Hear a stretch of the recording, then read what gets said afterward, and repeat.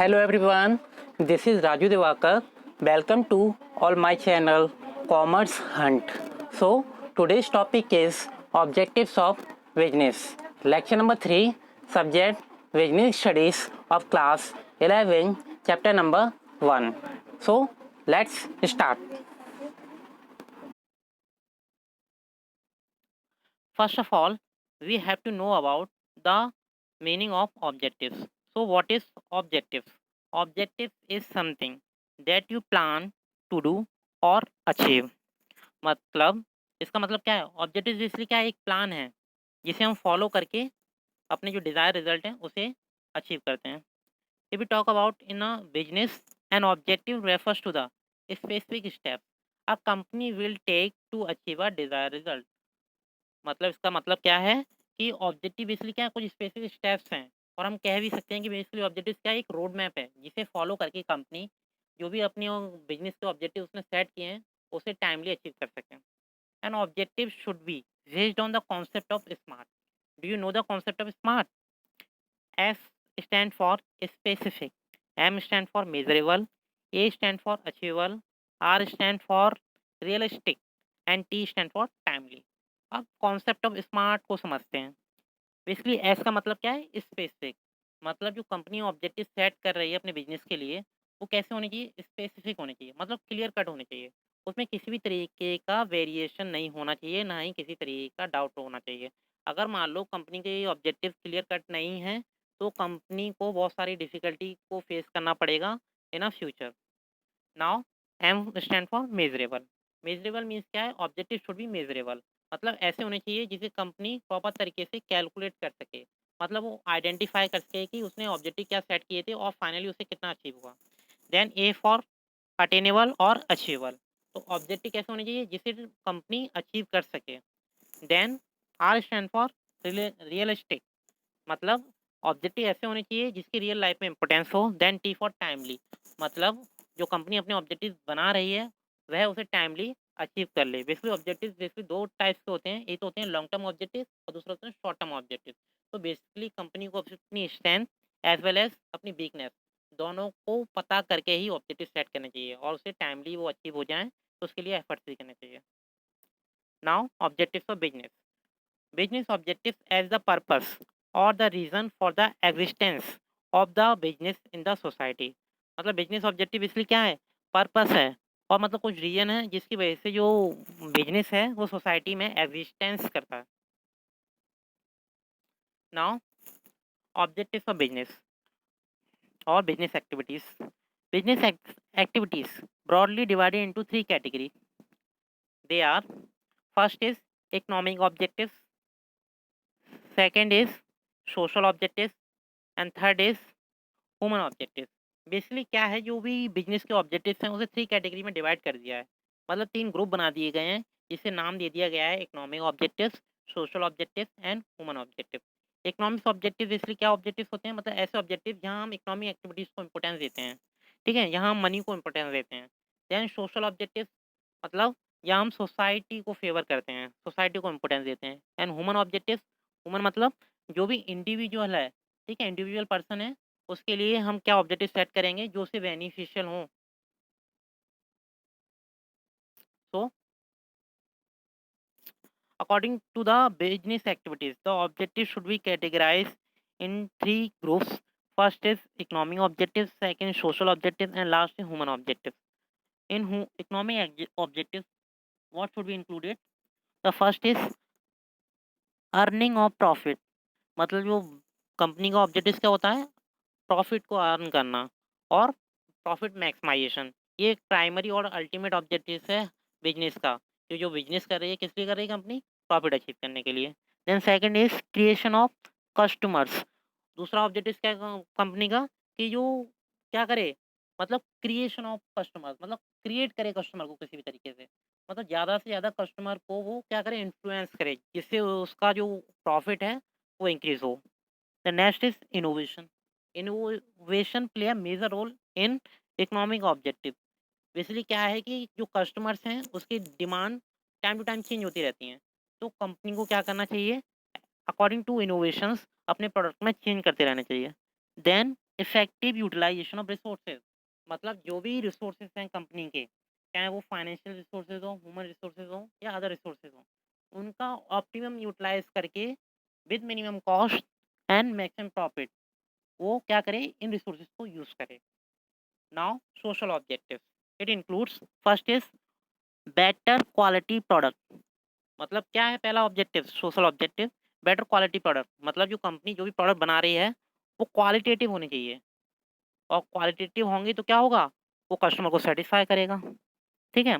Then second objective is fair trade practices, मतलब क्या है ट्रेड, मतलब क्या होता है बाइंग एंड सेलिंग, मतलब जो भी मतलब ट्रेडिंग हो रही है, मतलब बाइंग एंड सेलिंग एक्टिविटीज हो रही है, वो फेयर होनी चाहिए, उसमें किसी भी तरीके का किसी भी तरीके की कोई प्रॉब्लम नहीं होनी चाहिए। Then third is generation of employment, मतलब आपको पता है सोशल ऑब्जेक्टिव कब होगा, जब हम सोसाइटी को एम्प्लॉयमेंट प्रोवाइड करेंगे, और कंपनी का ये भी ऑब्जेक्टिव है सोशल ऑब्जेक्टिव कि वो time to time employment provide करती है सोसाइटी को। ठीक है, जिससे स्टैंडर्ड ऑफ लिविंग इंक्रीज होता है सोसाइटी का। देन कम्युनिटी सर्विसेज, बेसिकली क्या है जो कंपनी टाइम टू टाइम क्या करती है, बहुत सारी सर्विसेज प्रोवाइड करती है। देन प्रोजेक्शन ऑफ एम्प्लॉयमेंट, और जो कंपनी है वो टाइम टू टाइम क्या करती है, प्रोजेक्शंस करती है एम्प्लॉयमेंट का, मतलब करंट नीड क्या है, फ्यूचर नीड्स क्या है, उसके अकॉर्डिंग वो एम्प्लॉयमेंट को जनरेट करती है और उससे सोसाइटी तक प्रोवाइड करती है। Now human objectives, it includes first is good services and fair dealings, मतलब जो सर्विसेज कंपनी दे रही है सोसाइटी को और कस्टमर को, वो क्वालिटेटिव होने चाहिए, गुड होने चाहिए और फेयर होने चाहिए। ठीक है। Then treating employees as partners, और बेसिकली कंपनी का ऑब्जेक्टिव क्या है, जो भी एम्प्लॉयज हैं वर्कर्स हैं उन्हें एज अ पार्टनर ट्रीट करना चाहिए, एज अ लेबर ट्रीट नहीं करना चाहिए, क्योंकि आपको पता है वो कहीं ना कहीं आपकी क्या असेट्स है। ठीक है, और आपके एक ह्यूमन रिसोर्स हैं जिसका यूज़ करके ही आपका बिजनेस रन कर रहा है। Then next is development of employ skills, और टाइम टू टाइम हर कंपनी क्या करती है अपने एम्प्लॉयज़ और अपने वर्कर्स को ट्रेनिंग प्रोवाइड करती है, जो टेक्निकल हो सकती है, ठीक है, या अदर एस्पेक्ट से रिलेटेड हो सकती है। जैसे मान लो कोई नई मशीन मार्केट में आई है और उसके बारे में कोई एम्प्लॉय या वर्कर अवेयर नहीं है, तो वो अवेयर कब होंगे, जब कंपनी उसे टाइम टू टाइम क्या करेगी, ट्रेनिंग प्रोवाइड करेगी वर्कर्स को। Next is job satisfaction of employees, और कंपनी को क्या करना चाहिए, टाइम टू टाइम अपने एम्प्लॉयज़ को मोटिवेट करना चाहिए जिससे वो अपनी जॉब से सेटिस्फाई रहें, और वो सेटिस्फाई रहेंगे तो वो क्या करेंगे, अपने बेस्ट एफर्ट्स देंगे। Now the objectives of business is categorized in different parts. I have already discussed. ठीक है, बेसिकली जो ऑब्जेक्टिव है उसे अभी हमने जो डिस्कस किया है वो बेसिकली कैसे किया है, ग्रुप फॉर्म में डिस्कस कर दिया है। अब डिटेल में थोड़ा डिस्कस करते हैं।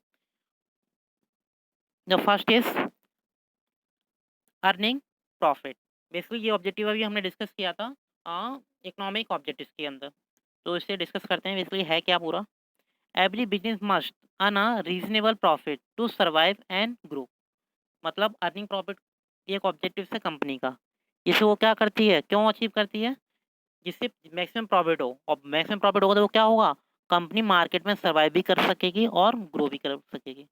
Now the next objective is improving productivity, every business enterprise must aim to greater productivity to ensure continuous survival and growth, मतलब जो बिजनेस है और कंपनी है वो टाइम टू टाइम क्या करती है, मैक्सिमम प्रोडक्टिविटी जनरेट करने के लिए एफर्ट्स करती है, जिससे क्या होगा, ज़्यादा से ज़्यादा प्रोडक्शन होगा तो ज़्यादा से ज़्यादा उसकी सेलिंग होगी, और सेलिंग भी ज़्यादा होगी तो कहीं ना कहीं प्रॉफिट होने के चांसेस ज़्यादा रहेंगे, जिससे जो कंपनी है वो लॉन्ग टाइम तक सर्वाइव कर सकेगी, ठीक है, और ग्रो कर सकेगी। Then next objective is innovation, I have already discuss. Now और बात करते हैं इसी की। It means introduction of new ideas और method for producing good and services, मतलब इसका क्या इनोवेशन का मतलब क्या है, कुछ न्यू आइडियाज से है, कुछ न्यू मेथड से है, मतलब कंपनी कुछ न्यू आइडियाज को लेकर आती है अपने बिजनेस में, कुछ न्यू मेथड्स को लेकर आती है और अपने प्रोडक्ट में टाइम टू टाइम चेंज करती है as per the needs of the customer. Now the next objective is financial and physical resources. Business requires physical resources and financial resources to produce goods and services. Basically किसी भी goods को produce करने के लिए financial resources as well as human resources या physical resources की need पड़ेगी। The next is market standing.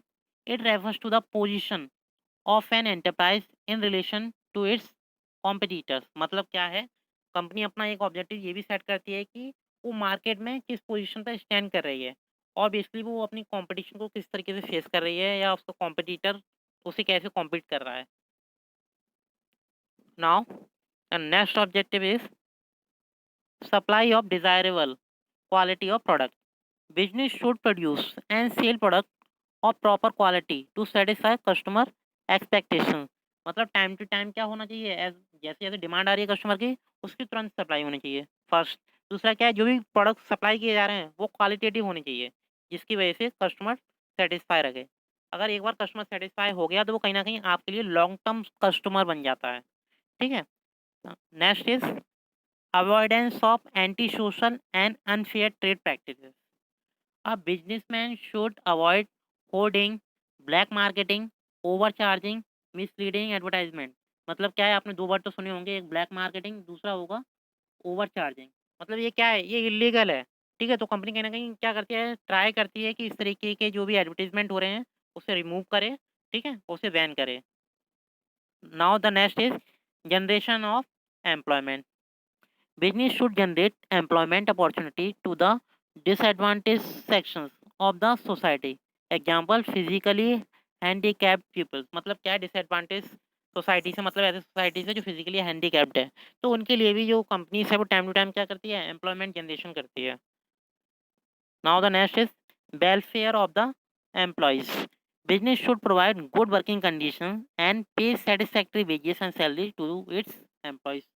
मतलब अगर company time to time better condition provide करेगी अपने एम्प्लॉयज और वर्कर्स को, ठीक है, और उन्हें टाइम टू टाइम सेटिस्फाई करेगी विद वेजेस एंड सैलरीज और एनी अदर रेमुनरेशन या any incentives, so employee will satisfy and it is the direct or indirect result to your company.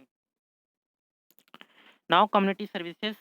Large business unit should undertake community service like setting up charitable dispensaries, schools etcetera. मतलब क्या है, community service से मतलब क्या है, जो business है वो सोशल बेनिफिट के लिए भी काम करती है।